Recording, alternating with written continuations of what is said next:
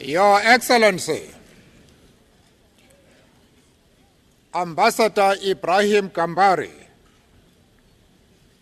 Permanent Representative of the Federal Republic of Nigeria and Chairman of the Special Committee Against Apartheid. Your Excellency, President of the General Assembly, Ambassador Joe Garber, Your Excellency, Mr. Perez de Cuellar, Secretary General of the United Nations Organizations, Your Excellencies, Permanent Representatives, Heads of the Observer Missions, ladies and gentlemen, friends and comrades, we feel especially honored and privileged to have the possibility today to stand at this particular place, to speak to all of you who represent the peoples of the world. We are most grateful to you, Mr. Chairman, the Special Committee Against Apartheid, the Secretary General, and all the member states of the organization for making it possible for us to be here. The tragedy is that what has created the need for this gathering and made it seem natural that we must gather in this historic meeting place is the fact of the continuing commission of a crime against humanity. How much better it would have been if we were meeting to celebrate a victory in hand, a dream fulfilled, the triumph of justice over a tyrannical past, the realization of the vision enshrined in the United Nations Charter and the Universal Declaration of Human Rights. It will forever remain an indelible blight on human history that the apartheid crime ever occurred. Future generations will surely ask, what error was made that this system established itself in the wake of the adoption of a Universal Declaration of Human Rights? It will forever remain an accusation and a challenge to all men and women of conscience that it took as long as it has before all of us stood up to say, enough is enough.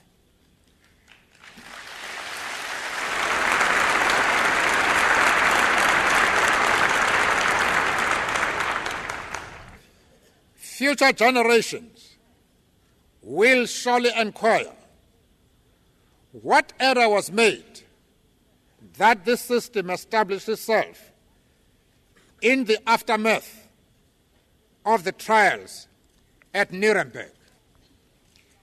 These questions will arise because when this august body, the United Nations, first discussed the South African question in 1946, it was discussing the issue of racism. They will be posed because the spur to the establishment of this organization was the determination of all humanity never again to permit racist theory and practice to dragoon the world into the deathly clutches of war and genocide. And yet, for all that, a racist tyranny established itself in our country. As they knew would happen who refused to treat this matter as a quaint historical aberration. This tyranny has claimed its own conclave of victims. It has established its own brutal worth by the number of children it has killed and the orphans, the widows and widowers it can claim as its unique creation. And still it lives on, provoking strange and monstrous debates about the means that its victims are obliged to use to rid themselves of this intolerable scourge, eliciting arguments from those who choose not to act that to do nothing must be accepted as the very essence of civilized opposition to tyranny. We hold it as an inviolable principle that racism must be opposed by all the means that humanity has at its disposal. Wherever it occurs, it has the potential to result in a systematic and comprehensive denial of human rights to those who are discriminated against. This is because all racism is inherently a challenge to human rights, because it denies the view that every human being is a person of equal worth with any other, because it treats entire peoples as subhuman. This is why it was correct to characterize the apartheid system as a crime against humanity, and appropriate that the international community should decide that it should be suppressed and punishment meted out against its perpetrators. We pay tribute to this organization and its member states for this and other decisions and actions it took to expunge this crime. Mr. Chairman, we also take this opportunity to salute the Special Committee Against Apartheid, which has been and is a very important instrument in our struggle against the iniquitous and oppressive policies of the South African government. We salute also the states that make up its membership, who have been unrelenting in their resolve to contribute everything they could to ensure that the world was mobilized to act against the apartheid system. In this connection also, sir, allow us to express a well-deserved tribute to your country, Nigeria, which you so ably represent, as did your predecessor in this important office, His Excellency, Major General Joseph Garba, current President of the General Assembly, and under whose leadership the United Nations Declaration on South Africa was adopted by consensus at the 16th Special Session of the General Assembly last December. That declaration will go down in history as one of the most important documents in the struggle of the international community against apartheid. The fact that it was adopted by consensus was itself a telling blow against the apartheid system and a vital statement underlying the unity of the world community on the South African question and its resolution. We look forward to the report that the distinguished Secretary General of the United Nations will submit dealing with the question of the implementation of the declaration in South Africa. This report will also be important to the extent that it will provide a basis for further decisions by the United Nations regarding future action on the question of apartheid. What must, however, be clear is that the apartheid system remains in place. None of the principles laid down in the declaration has been implemented to provide what the declaration characterized as an internationally acceptable solution of the South African question. Similarly, the profound and irreversible changes which the declaration visualized have not yet occurred. The conclusion from these observations would seem clear to us. It is that nothing which has happened in South Africa calls for a revision of the positions that this organization has taken in its struggle against apartheid. We therefore strongly urge that there should be no relaxation of existing measures. The sanctions that have been imposed by the United Nations and by individual governments should remain in place. We also urge that the United Nations should do everything in its power to maintain the unity it achieved when it adopted the Declaration on South Africa last December. We therefore hope that all member states will continue to act in concert so as not to create any situation in which those who are opposed to change in our country find encouragement to resist change, because some countries would have destroyed the consensus that has been achieved. In this regard, we take this opportunity once more to call on the countries of the European Community, which are holding a summit meeting in a few days' time, themselves to remain faithful to the purposes of the declaration, to whose elaboration they were party and for which they voted. At the initiative of the ANC, the process has been begun which could lead to a just political settlement in our country. At our well-known meeting in Cape Town at the beginning of last month, we agreed with the South African government on the removal of the obstacles to negotiations, which are identified in the declaration. The process of implementing that agreement has started. But as this distinguished gathering knows, a lot still remains to be done before we can say that a climate conducive to negotiations has been created.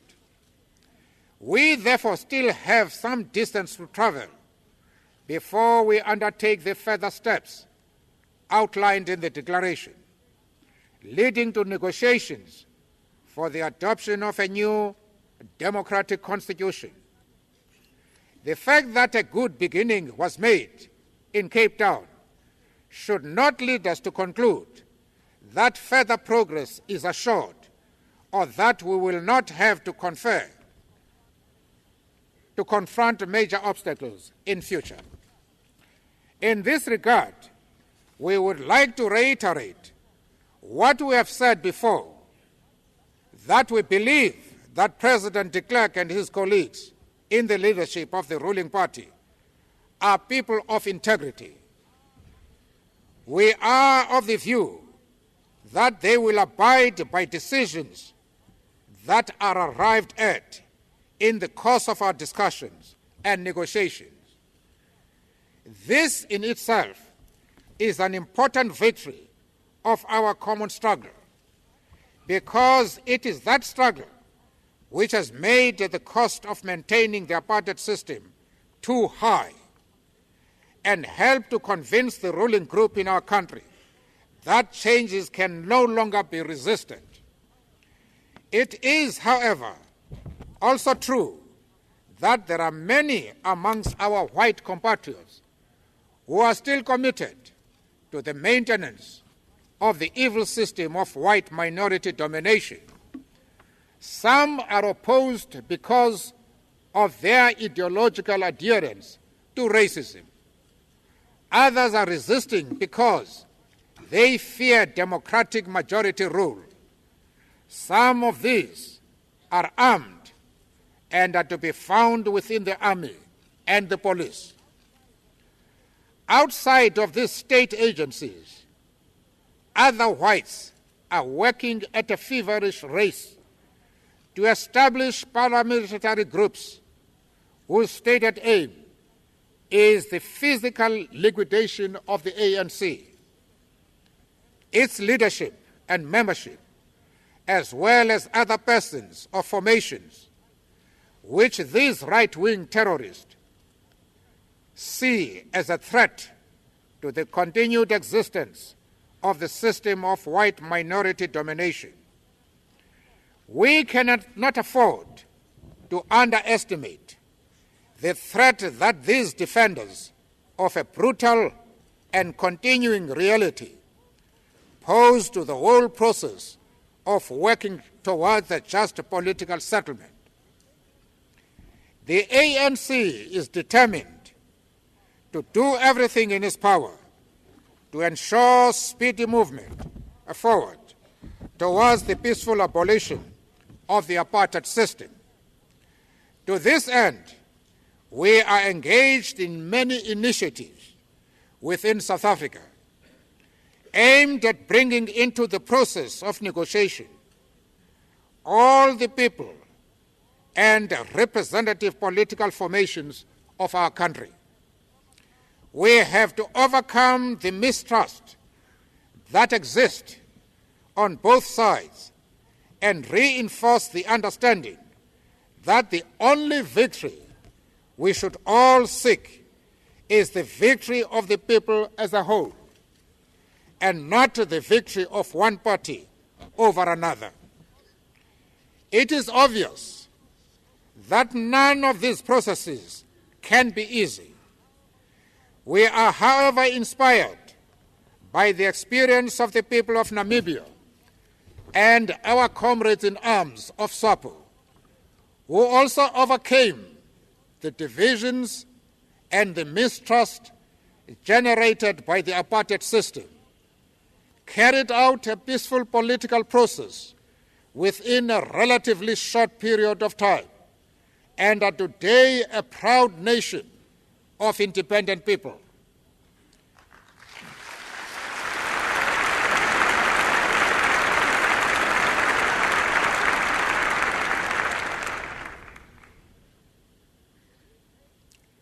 We take this opportunity to salute the representatives of the Namibian people who are present in this hall and acknowledge the debt we owe.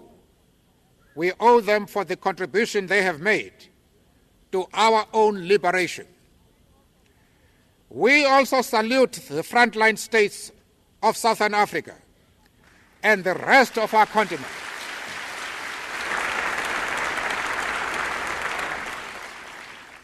for their own enormous contribution to the struggle against apartheid, which has brought us to the point today when we can say that the victory of the struggle for a united, a democratic, and non-racial South Africa is within our grasp. Tribute is also due to the non-aligned countries and movement and the peoples of the rest of the world for their own sterling efforts in pursuit of the common cause. What we must once more urge is that all these forces should maintain their unity around the perspectives contained in the United Nations and Harare declarations on South Africa. How fast we progress towards liberation will depend on how successful we are in our efforts to sustain that united resolve. This is for us a moving moment because we know that as we stand here, we are among friends and people of conscience. We know this because we know what you did over the decades to secure my release and the release of other South African political prisoners from Pretoria's dungeons. We thank you most sincerely for this, especially because you have thus given us the opportunity to join hands with you in the search for a speedy solution to the enormous problems facing our country, our region and continent, and humanity as a whole. We know also that you harbor the hope that we will not relent or falter in the pursuit of that common vision, which will result in the transformation of South Africa into a country of democracy, justice and peace. Standing before the nations of the world, we make that commitment, strengthened by the knowledge that you will fight on side by side with us until victory is achieved. We also take this opportunity to extend warm greetings to all others who fight for their liberation and their human rights, including the peoples of Palestine and Western Sahara.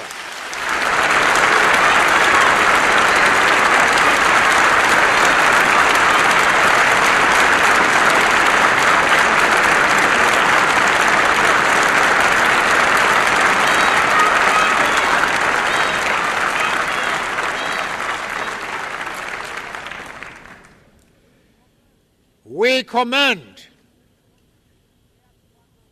their struggles to you, convinced that we are all moved by the fact that freedom is indivisible, convinced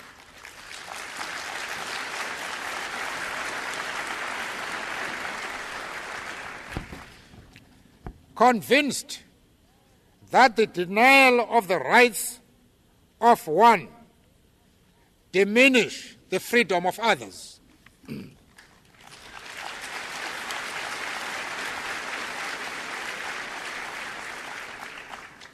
We thank you for your kind invitation to us to address this august gathering and for the opportunity it has given us to pay homage to you all, to the Secretary General, the President of the General Assembly, excuse me, the Special Committee Against Apartheid, and the United Nations itself for the work that has been done to end the apartheid crime against humanity. The distance we still have to travel is not long. Let us travel it together.